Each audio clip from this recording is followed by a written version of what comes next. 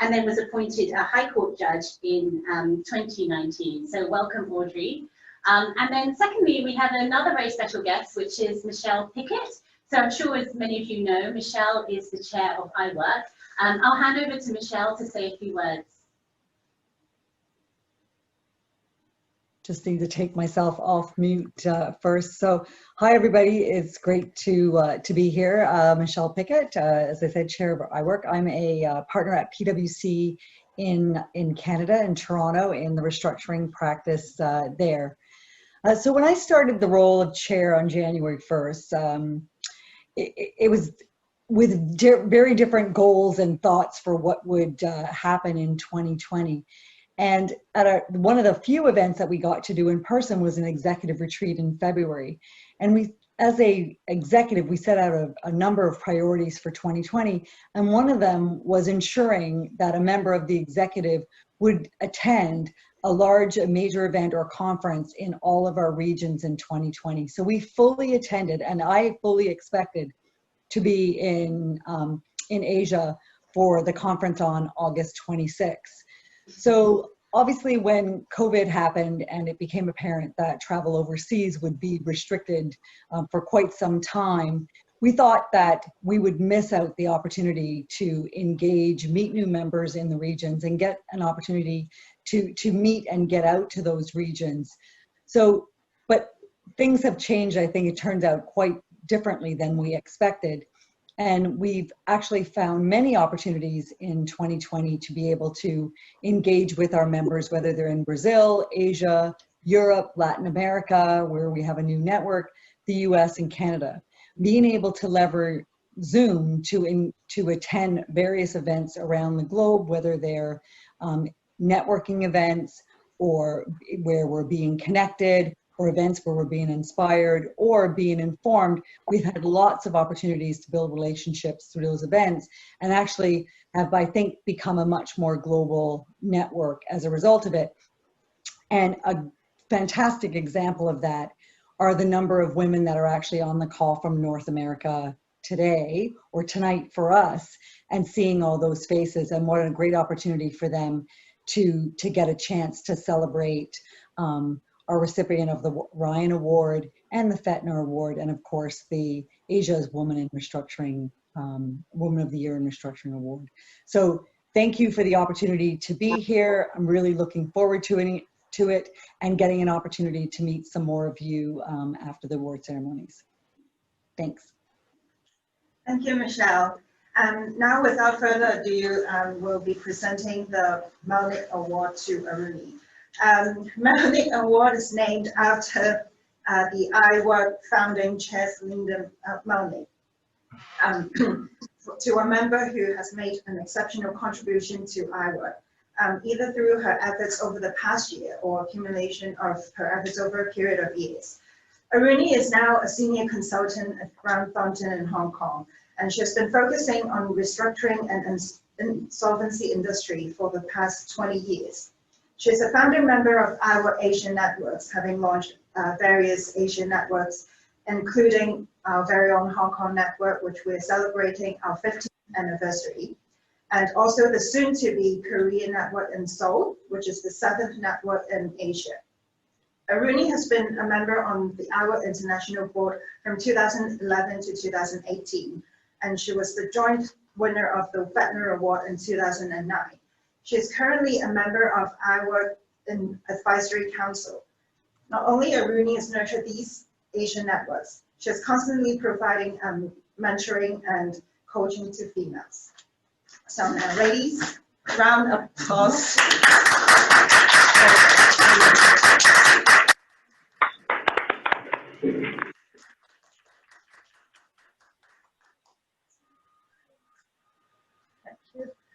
Thank you very much. I'm going to say, so that way just be a little more informal. Thank you to IWIRC and the international board members based in Asia for their generous nomination. I'd also like to thank Walkers, our in-person sponsor today, Cherie and her team, without whom nothing is possible, and the Hong Kong network, especially Kat Veronica, and Michaela, pulling this event together. To my parents, for always, always instilling in me the importance of reaching high, going the extra mile to do things to the best of one's ability, always believing in oneself, and that you can contribute to making a difference. The call from Michelle Pickett was totally unexpected. I was wondering why she was calling, in fact. I thought, oh, it must be to do with the advisory board. It is a great honor to have been bestowed, and I'm truly grateful and delighted recipient of the 2020 Melnik Award. I first met Celinda in Shanghai in September 2008 at the launch of the IWIRC China network. Shanghai, IWIRC had hosted its inaugural cocktail as INSOL was in China, and the night before the conference kicked off. She came to me at the event and expressed her excitement about another new network in Asia. She said, "Every time there is a new network, I feel like I have a new child." I must admit, it was not a sentiment I was familiar with. But 6 networks on, and with the 7th imminent, as Veronica said, I think I understand her comments a bit better. What a night that would be for all restructuring and insolvency professionals. The morning after the night before brought the news that Lehman Brothers had filed for Chapter 11 bankruptcy. I never really knew Celinda except for a few brief meetings and some email communication. But recently I met someone that did, and he described her as a trailblazer for women in insolvency, and a lot of fun too. Selina Melnik, Martha Fretner, and Lorraine Ryan were indeed trailblazing women, and we owe them a debt of gratitude for IWIRC, the professional and personal benefits of which have been countless. In remembering Selina, Martha had previously said she had a vision of how to do things better, and then went out and made it better. We all have the strength and the capability to effect change, to do our part to leave the world a better place than we found it. We need to believe in ourselves and that change is possible. Change will come to those that seek it. When we started IWIRC in Hong Kong, Jackie and I, we did not set out to become the largest network or leave a legacy or become great. Actually, it was quite terrifying, those initial events. We were excited by the opportunity to connect with like-minded women globally and to provide a platform for women in the R&I industry in Hong Kong to leverage that model and connect them so that they could support each other professionally and personally. To say we live in extremely turbulent times would be an understatement. COVID-19 has had many challenges, not just, as Michelle said, to our work and the way we operate, our friends and family, but by we, I mean humanity. This pandemic has and continues to touch every life in every part of the world, and its effects will continue to reverberate for many years to come. With almost 400 million people affected, 1.1 million people that have lost their lives as of yesterday. To those that have lost their lives, may you rest in peace. Even after billions of dollars of stimulus funding having been pumped into world economies, unemployment stands at levels not seen since the Great Depression. And there were a lot fewer of us in those days. COVID-19 has caused the first increase in global poverty in decades. 71 million people have been pushed into extreme poverty in 2020 thus far. This pandemic is significantly impacting the United Nations Sustainable Development Goal number 1, end poverty in all its forms, everywhere by 2030. According to a recent UN Sustainable Development Outlook report, hunger will also increase, with the number of people facing acute food insecurity doubling to about 265 million by the end of 2020. These deprivations are likely to hit children, women, and the elderly hardest, with an additional 10 million of the world's children facing acute malnutrition. This is significant because these setbacks are especially worrisome as they can translate into lifelong deficits, perpetuating inequality across generations. Our world is in crisis on multiple fronts, not least with respect to women, including women in the workforce, and is likely to set us back many years. A recent McKinsey report on gender equality and COVID noted that women are more vulnerable to COVID-19 related economic effects because of existing gender inequalities.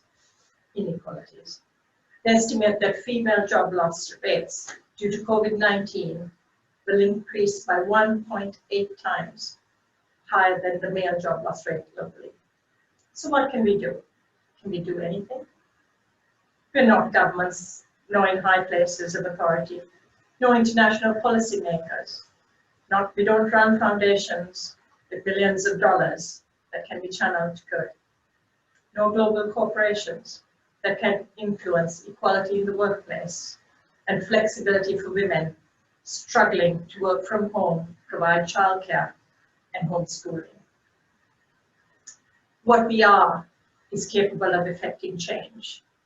Every single one of us has the power to do good, to help others, to show kindness and generosity, to offer sympathy in times of grief, a message of hope when hope seems lost. And I'm certain that we have all been doing much of this already. But as this crisis continues and grows, I believe we can do so much more. As I sit here today, the choice is ours. We can do little and live in our bubbles, or we can step up, stick our head over the wall, and stretch our hand out to help. Help make things better, make a positive difference. We all have the power to do good, but more importantly, I think we have an obligation, at a minimum, to try. So I challenge myself, and each one of us today, to use whatever means we have, whatever platforms we have, including IWIRC, to do our part to leave the world a better place than we find it in today. As John Lewis said, when you see something that is not right, not fair, not just, you have to speak up. You have to say something. But you also have to do something. It is said that Selina Melnik set up IWIRC, a non-profit, with one goal in mind, with the one main goal in mind, to connect and promote women in insolvency and restructuring worldwide, and to ensure their success. As the winner of the 2020 Melnik Award, with her implied consent, I hope she would support a broader goal during this time of crisis, one which supports girls, women, and mothers in their pursuit of equality and success. Please don't get me wrong, I'm not implying that it's all doom and gloom. As with any crisis, there are some silver linings. The oceans are cleaner, the skies are cleaner, with less people, with less flying. The African savannas are thriving, and the animal kingdom is growing again. Many people have realized the simple joys of family time, cooking, baking, art, and music. There is hope, and there must always be hope and optimism, for it is that which fuels the human spirit. So let us come together, as we always do at IWIRC, to make a difference. In closing, I dedicate the 2020 Melnik Award to every man, woman, and child that takes any action, no matter how great or small, to lend their voice against any form of injustice.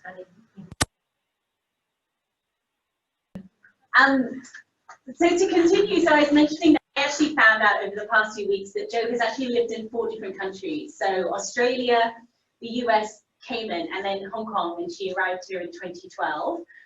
She actually started her involvement with IWIRC back in 2005 in Sydney, where she joined various events. And then as soon as she landed in Hong Kong, she immediately got stuck in. So she joined the board of IWIRC that year and served as secretary from 2013 to 2015. I'm just going to mention a couple of the contributions of Jo to give her a chance to speak, but some of the changes and the events she introduced still stand with IWIRC today. So one of the big things was her drive to push up membership. So when she started in 2012, we had 30 members. And as mentioned by Rooney, we've actually grown to be one of the biggest networks, if not the biggest. The largest. If not the largest. So now our membership numbers stand at around 200. So that's hugely impressive. And then secondly, she was pivotal in a couple of the events which we, up until this year with COVID, we hosted every year and they were very popular. So that was the inaugural Black Tie event in 2014. And then the very first annual quiz, which started in 2015 as well. So we're very grateful to Jo for her efforts with these events, which have proven so popular in Hong Kong. With that, Jo is now an international director with IWIRC. We're very grateful that she is based in Hong Kong and she continues to provide guidance and advice to us on the IWIRC Hong Kong board at the moment. We're very appreciative of that. And so I'm very happy to present the Fetner Award for 2020 to Joanne Collins.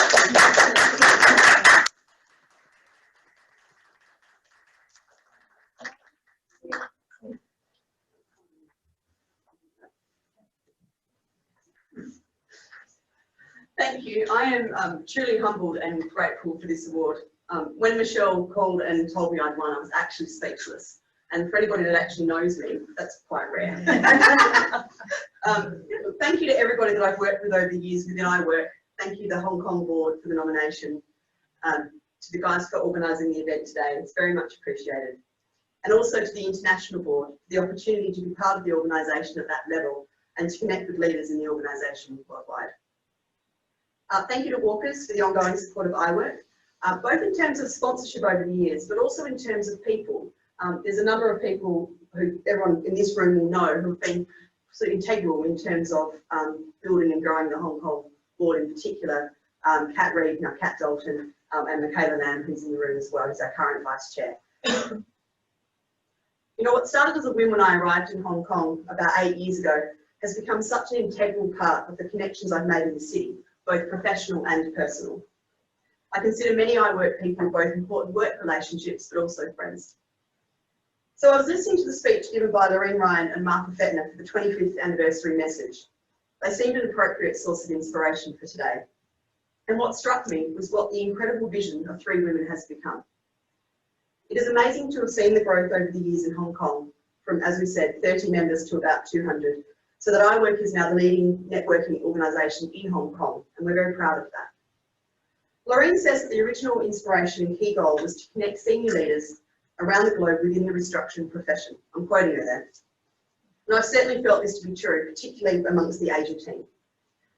What resonated with me from her message was the goal for women to create and control their own destiny within restructuring worldwide and ensure their success. I've always believed in the empowerment of those around me and supporting others by mentoring and training, and I encourage others to do the same. To be kind to yourself and to enjoy the little moments, to take the small wins, to work hard and to take risks. Martha has described seeing women in restructuring in the dark ages of the 1990s being as rare as finding a pink diamond, and I'm so pleased to have seen a change in this myself following 20 years in the restructuring world. I'm showing my age there. It's great to see so many women around me pushing forward in their careers and becoming leaders. For example, I remember back in the day how few female appointment takers there really were, and I'm really pleased to see this changing. We still have a way to go, but the balance is certainly shifting. As I said recently in the IWIRC newsletter, what we do is not easy, but it is made easier when surrounded by a supportive group of like-minded women who encourage each other and celebrate success, and today's a good example. Being a restructuring lawyer has enabled me to practice law all over the world, as mentioned, from Australia to New York, to the Cayman Islands and now Hong Kong. And I'm fortunate to have been supported by family and friends, colleagues and mentors along the way. My role has changed over the years, from appearing in bankruptcy courts and slogging away on deals back in Australia, to working on the largest bankruptcy case in history in New York in the midst of a global financial crisis, to now leading a team of people in the middle of a global pandemic. I do like to keep it interesting. I was asked for a prediction for 2021 recently, and all I can say is I think we are in for some challenging times, and I think Awardee speech has particularly highlighted where we are and some of those times to come. I think there's a lot to take from Awardee's speech. So I encourage everybody to continue to support each other, to focus on the commercial outcomes, and most of all to get involved in IWIRC. I certainly don't regret it. Thank you very much for this award. I'm truly honoured and very much appreciative. Thank you.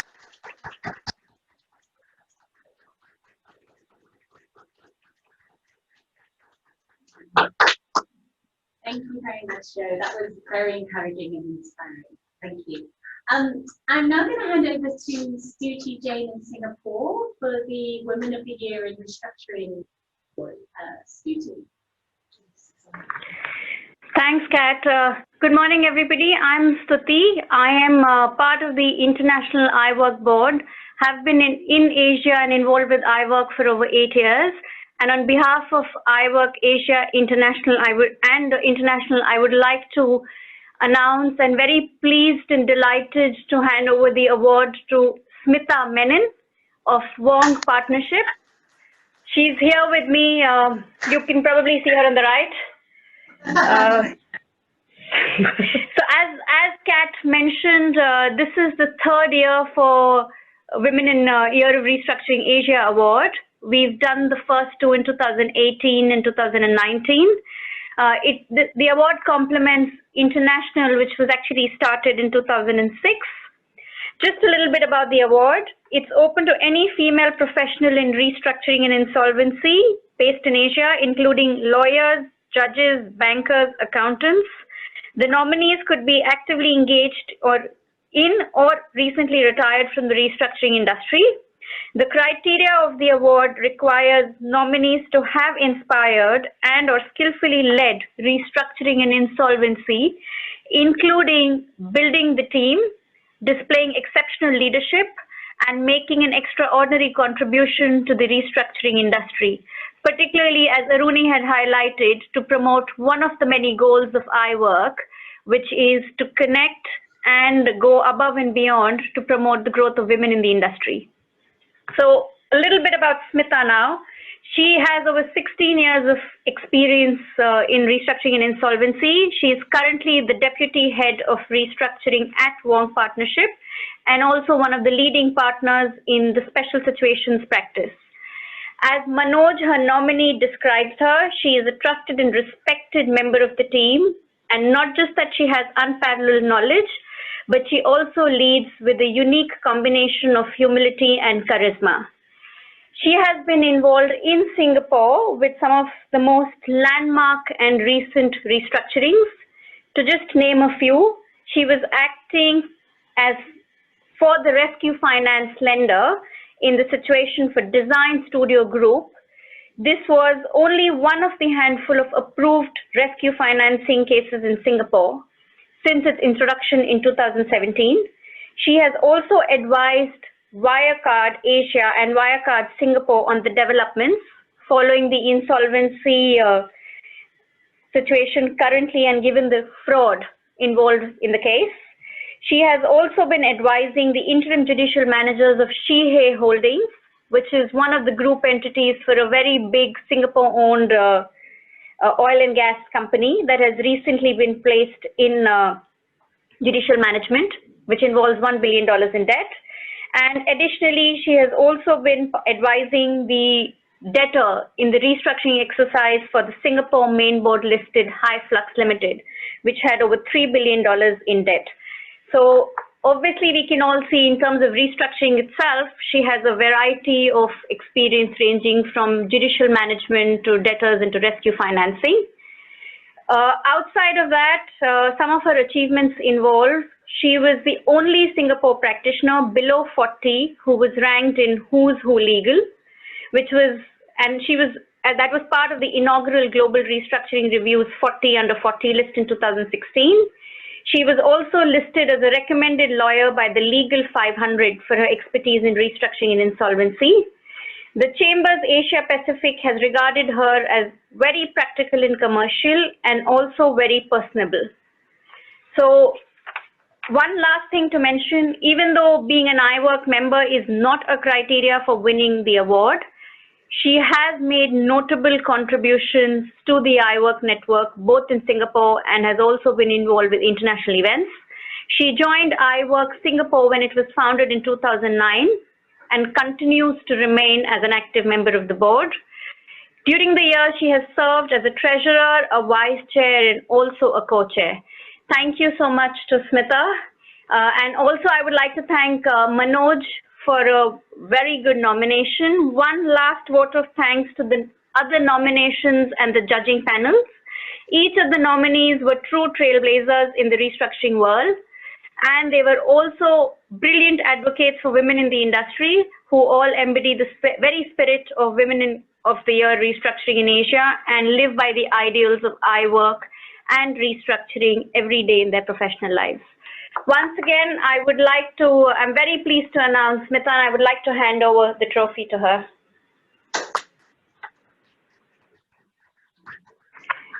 I now pass it over to Smita for her acceptance speech. Thank you, Stuti. Thank you, Judge, for gracing us with your presence today and for being on the judging panel for this award. Thank you also, IWIRC members who've tuned in particular, Michelle Pickett and the North American IWIRC members. I know it's very late on a school night, so I'm very grateful for your presence. And thank you to IWIRC for this beautiful award. I'm very, very honored. IWIRC is very much intertwined with my professional life, as when I first joined, it was the first international organization I joined when I was a very junior lawyer. And so as I've grown in my practice, I've met IWIRC members alongside and across the table on many cases, both in Singapore and involving the cross-border elements. And that has made practice a lot more enjoyable for me, because by joining IWIRC, I became instantly part of a community filled with dynamic women who are all established in as well as passionate about my chosen field of practice. And it's often said that women suffer from imposter syndrome, and I do think that is true. That is why I feel organizations like IWIRC are extremely invaluable. Belonging to such a community provides perspective and a point of reference to one's identity as a professional.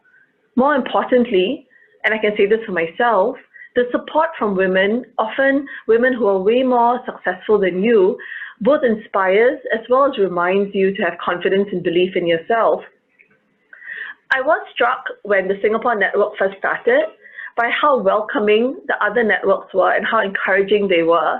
International members from US and Europe who would fly through Singapore would just email, introduce themselves, and arrange to meet, just like that. The Hong Kong network in particular reached out regularly and were constantly in touch with us just to see how they could help us achieve some momentum. They were extremely generous with their time, resources, and ideas. So this sort of graciousness and professionalism, which has consistently been displayed by IWIRC members, made a very strong impression and influenced the kind of practitioner I wanted to be. For myself, I truly believe that one must leave a place better than one joined. My ambition has always been to build a team of people who are more intelligent and accomplished than I will ever be. And I'm fortunate to say I believe I'm succeeding. It is invigorating to be surrounded by young lawyers who strive to be the most excellent and technically sound lawyers in the industry. And that is why I would like to thank my team at Wong Partnership. Their curiosity and their conscientiousness inspires me every day. Thank you again for this award. Kat, over to you now.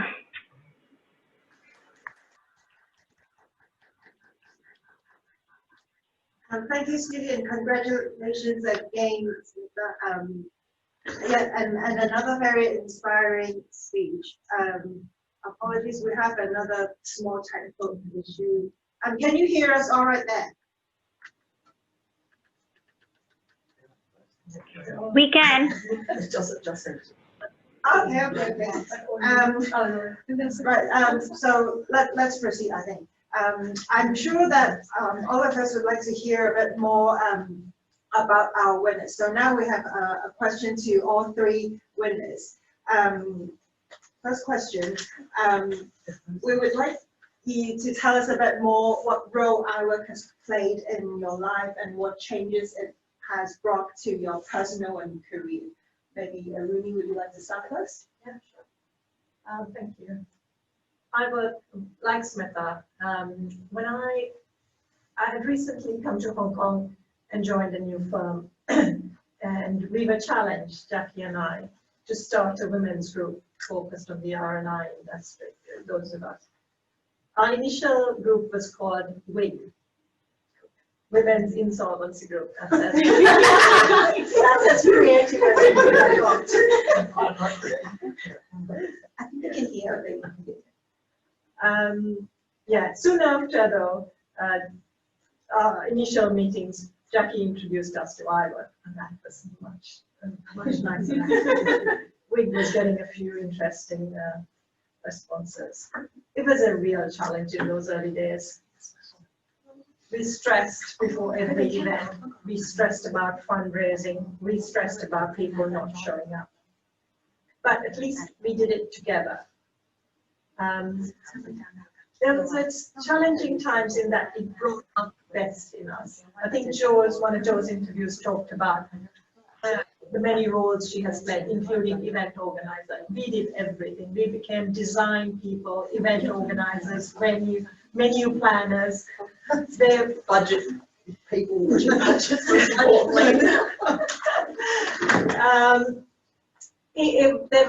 There were really interesting times. It brought the community together. It brought the few women in restructuring at the time really close together. And like every one of us has said, it's hard to separate IWIRC professionally from our personal lives. They're so tightly interconnected. My friends are IWIRC members, and I see them professionally. There are so many faces on the screen today that are now friends, but started as, what brought us together was IWIRC. Yeah, I agree with that. Absolutely. It's really nice to see everybody on the screen. Thank you for dialing in. I mean, I think as I said in my speech, in terms of the contribution IWIRC has made, it was, when you come into a new city and you literally don't know anybody, sort of walk into work on day one and think, oh, now I've got to try and build a business in this city, and literally knew nobody here.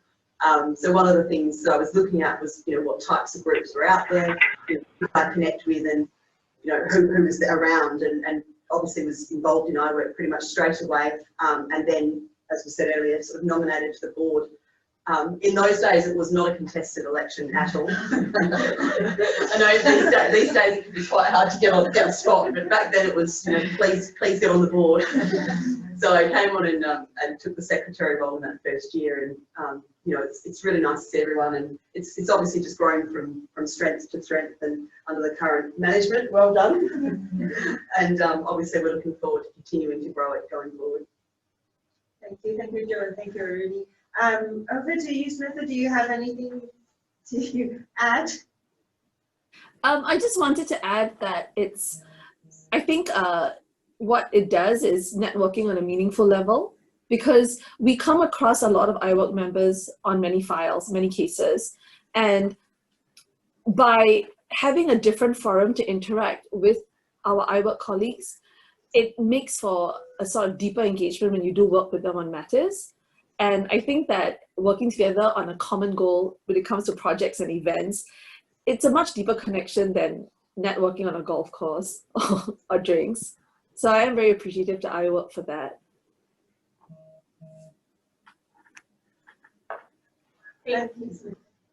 Thanks very much. We've got another question for the three award winners. And as Michelle mentioned, one of the objectives, or the main objective of IWIRC, is to promote, support, connect women in the restructuring and insolvency industry. So with that in mind, I'd like to ask our three award winners, what has been the biggest challenge or achievement, because it may be the same thing, in your career so far? And how did you overcome it? What did you draw on from yourself and the people around you to get through what was your kind of biggest challenge or achievement? Maybe we'll do the same order again. So I'm going to turn to Rooney. For me, it was balancing motherhood and the opportunity to work on the world's biggest bankruptcy. Lehman collapsed in 2008, and I had a very young child. I wanted to be in two places at the same time. I was definitely committed to not missing out on my daughter's early years. And yeah, that was a challenge, but that was also the greatest achievement, because hopefully she's only 14 and time will tell, but she seems to she has not have missed out too much. And then in terms of the opportunity to work on the Lehman bankruptcy while I was at A&M was a wonderful, wonderful experience, one I will not trade for anything. No, look, I think, and I alluded to it earlier in terms of the greatest achievement, it's probably being able to work all around the world. I don't know of anybody else who's actually worked in those 4 jurisdictions in insolvency or restructuring law, and it does give a really unique perspective in terms of different approaches and different laws. I do remember at one point working at Milbank in New York and literally on mute on a call and sort of translating Australian to US in terms of how security would work and what on earth these crazy Australians from Sydney were saying. I think we speak Australian. English in Australia, but clearly not. Yeah, so look, it's always been really interesting, and I think that the achievement there is really growing the career, as I said before, from starting out as junior associate, and then being able to move around the world really kept things interesting. I think 20 years later, you get bored, surely, if you're doing the same thing every day for 20 years. But I haven't been doing that. Early on, it was changing jurisdictions, and later on now, it's really been changing role. So going from the associate role up through to the management role, which has its own set of challenges. I don't have children, so I don't think raising cats is quite the same the same issues. But in terms of challenges in that, I think it is actually being away from family. And one of the things that was always really easy about living overseas was being able to just jump on a plane. And obviously that we just can't do that these days. I certainly don't want to do 2 weeks in hotel quarantine in Adelaide. So that for me at the moment is actually quite challenging, and to overcome that, I suppose we're looking back to technology. So getting mum being able to use Zoom, having weekly calls from Murphy so that he can build things in front of me. Quite strange, but there is some connection that comes from that. It's not perfect, but it's better than nothing. Thank you, Jo. Thank you, Ruby, for that. Smitha, can we invite you for your thoughts or sharing on biggest achievement or challenge? Yes, thank you. So the others have spoken about challenges, so I'll speak about achievements. My hope I haven't reached my biggest achievement yet, because that would be very boring. But so far, one of the achievements I am very proud of is getting appointed to the ICC court, because the ICC court of arbitration has only ever had very old, what we call male, pale, and stale fossils as representatives. And so I was very lucky to be part of that wave where there was an awareness in a lot of global organizations that there needs to be diversity, there needs to be youth, there needs to be more, just more representation. And getting on it was actually quite a long task, a long road, because I first got involved as part of my arbitration practice with the Young Arbitrators Forum, and I did a lot of arbitration work with them, and I basically volunteered to do all the stuff that nobody wanted to do to get things done, and got onto their radar. And so when I did get appointed, it felt really good. And in it, there was also a challenge because I share the same surname as Singapore's Chief Justice. So it was slightly frustrating that when I went for my first court session in Paris, a lot of the Europeans just assumed that I was there because my father was the Chief Justice. And not that he isn't. It's just a common surname. But in that sort of thing that I feel maybe a man who was much older would not have gotten that. But so in that sense, that was slightly disappointing. I think that's still a challenge to overcome, the preconceptions that exist even when you take on appointments like this or when you get appointments like this. Okay, everyone's looking very glum. Sorry, I didn't know. It's a positive story. It isn't. I can tell you that at first I was very worried that people would think I was representing myself that way because of my name. So I took great pains to tell people, no, I'm not that person's relative, it's just a common surname. But after a while, I just thought, screw it, and I just let them wine and dine me and take me out for dinners and teas and, arrange their PAs to have one-on-one sessions with me, and then I just listened to them wax lyrical about Singapore's judicial system and all the amazing work the Chief Justice had done, and I just nodded sagely, because I feel that these people are too ignorant to figure it out themselves, then I don't have to tell them. My own sort of passive-aggressive pushback.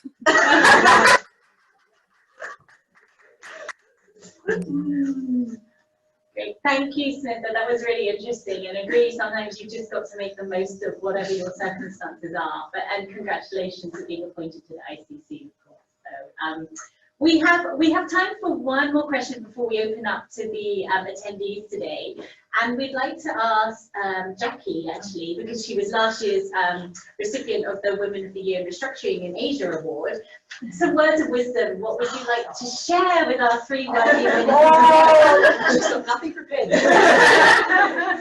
Just a few words would be lovely to hear. Yeah, look, it's just been a great honor to have gotten the award, but I don't think you stop. I think you have to keep going, and you have to find it in yourself to take a deep breath and be creative, especially during this COVID time, how you can give to the women and how you can give to IWIRC. So with that, I would just say to the three people, do what you have done, because it's gotten you to places and accomplished so great, but also go inward and find that creativity and bring it out and share it with the young women and with IWIRC.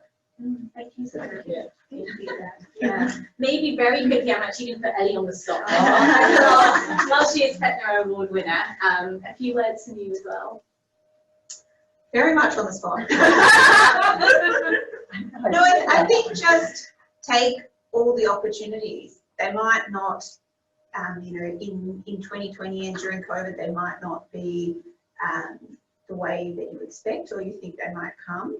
But as Michelle said in her opening comments, we've actually got a lot of other different opportunities and ways to connect with people in other countries and other jurisdictions, and make the most of this different time. And it's fantastic to have this platform of amazing women all over the world, and not many organisations provide that. So there's always going to be someone else you can meet, someone else you might work with or get a work referral from. So, don't, if you're just stuck at your desk at home, that doesn't mean you're in your jurisdiction and that's the only place. Like, there are opportunities out there. So, take them and be open to different challenges. Thank you, well said.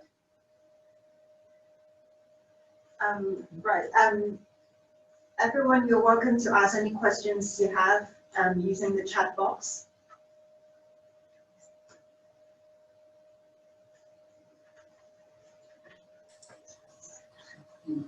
Or if they want to take themselves. Yeah. Or you can unmute yourself and ask any questions you have.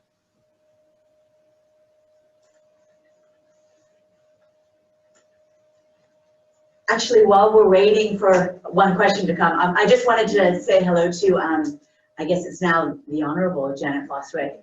It actually was very innovative with my my role with IWIRC and bringing it over to Asia, because as I was so happy to see you on this Zoom call, because you and Ellen were my mentors, and when I came to Asia, I said, hey, we need a group, and IWIRC, because of you,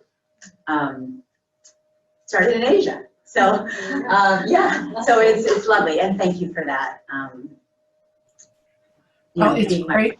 It's great to see you, Jackie, and I always do take a great pride that it's a reminder of how far IWIRC reaches, because you started with us in New England, and then you moved on and helped with Hong Kong and Asia. So it's great to see you, and it's great to see Aruni. It's this, as Michelle said, it's nice. I would never make it over there, so it's nice to be able to see everybody and help you celebrate.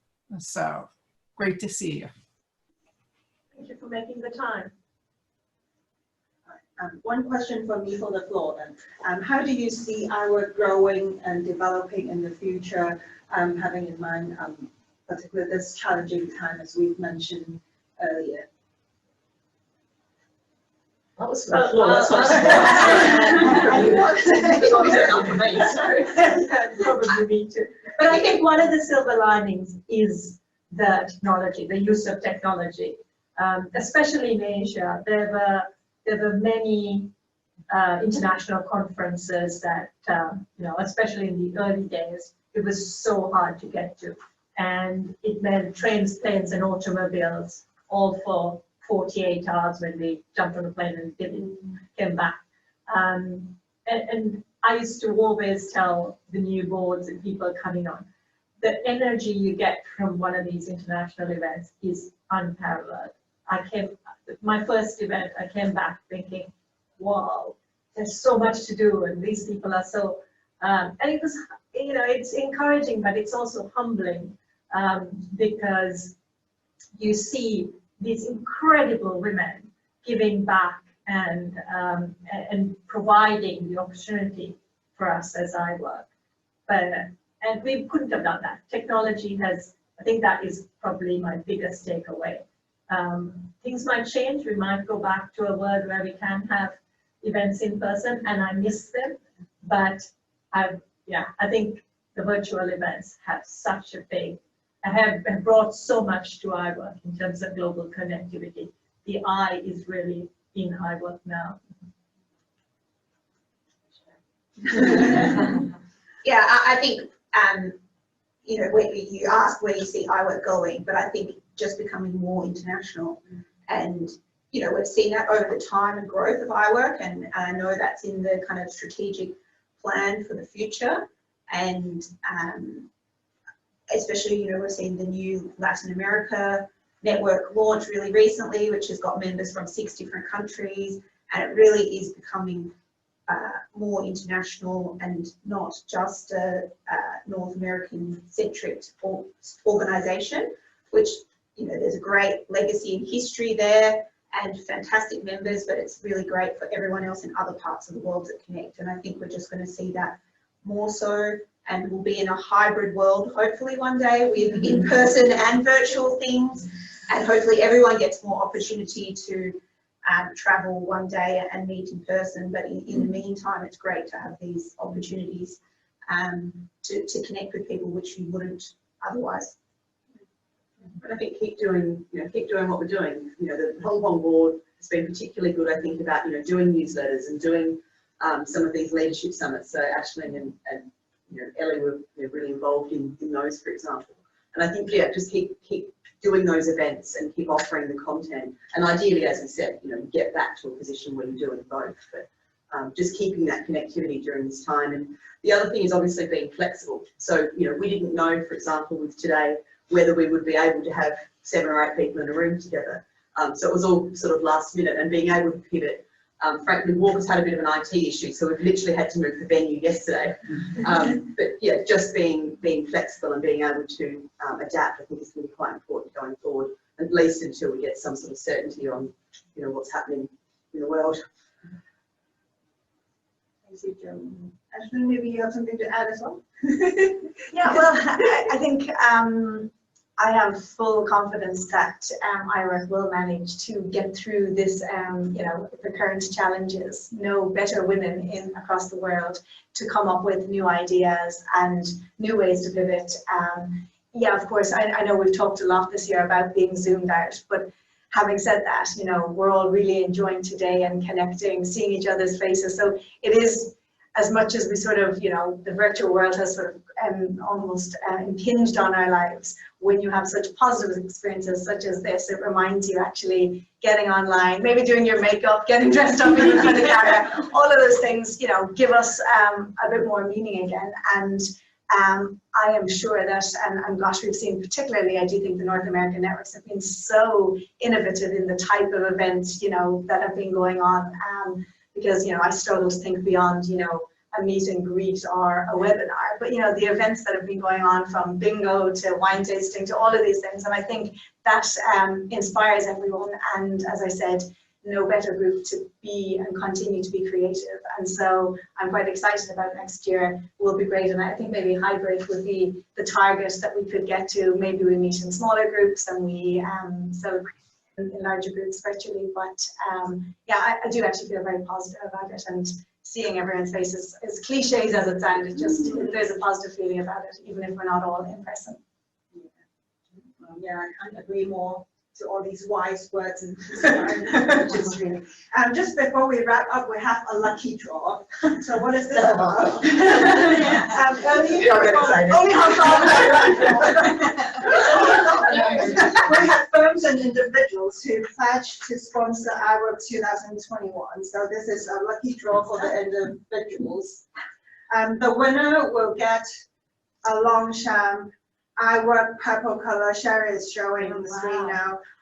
Wow. It's kind of shiny, the same color as your background. Yeah. You can't see anything. So tell me. Ooh, who's the lucky one?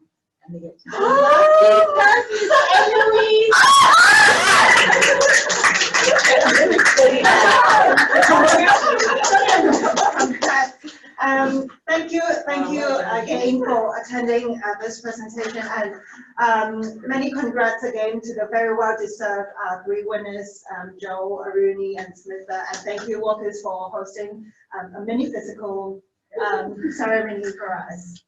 And we just one final mention, which is in Hong Kong, we have our next event next week, which is our chocolate tasting event. So it's an online event. Several of you who've logged on have signed up for that. So we look forward to seeing you again on the screen.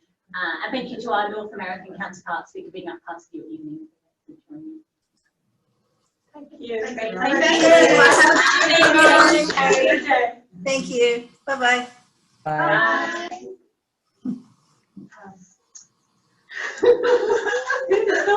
Yeah.